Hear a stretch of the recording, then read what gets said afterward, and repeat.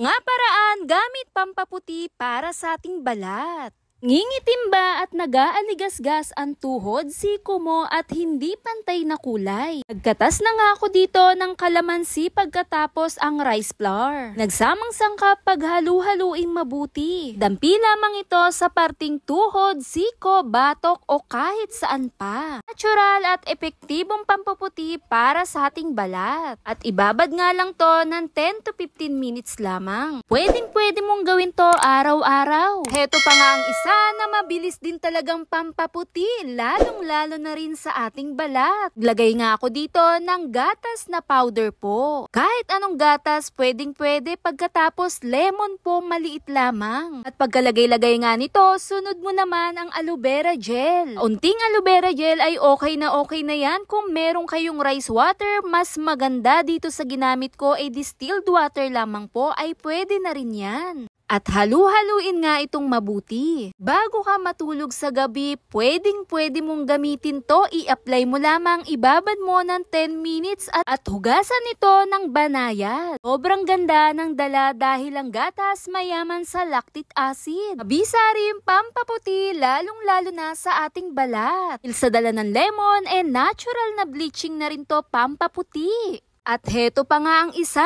naglabas na nga ako dito ng kape dahil ang kape napakayaman yan sa antioxidant. Isa rin to sa pinakamagandang gamit-gamitin pampaputi sa ating balat. Naglagay rin ako dito ng toothpaste na puti po. At sa paghalo-halo nga nito, naglagay na rin ako ng kalamansi. Magkatas ka lamang pagkatapos halu-haluin lamang ito ng mabuti. Pwedeng-pwede mo na yung gamitin, i-apply mo lamang yan sa iyong mukha. Kahit saang parte ng katawan ay pwedeng-pwede itong gamitin. Dahan-dahan mo nga lang itong idampi sa iyong mukha, ibabad mo lang ito ng 5 to 10 minutes. Mapapansin mo rin talaga na pumusyaw, pumuti ang iyong mukha. Napakalamig din nito gamitin para sa ating mukha. Pwedeng gawin 2 beses sa isang linggo na nagbibigay moisture sa ating balat. Heto pa nga ang isang mabilisan din talagang pampaputi. Naglagay na nga ako dito ng powder milk ulit. At naglagay rin ako dito ng asin po. Iodized salt lang po ang kailangan natin. Naglagay rin po ako dito ng coconut oil para magbigay moisture, blemishes lalo sa ating balat. Gamitin mo nga ito bago ka maligo, pang scrub mo na po sa iyong balat. Makatulong mag-alis ng mga dumi-dumi o yung libag-libag lalong-lalo na sa ating mga balat. Heto nga yung mga paraan gamit pampaputi, lakas din talagang maka-blooming para sa atin. Bibigay ginhawa, moisturize at alisin din talaga yung mga dark spot o yung mga hindi pantay na kulay. Mabilis na pampaputi para sa ating balat. Yun lang. Follow for more. Bye!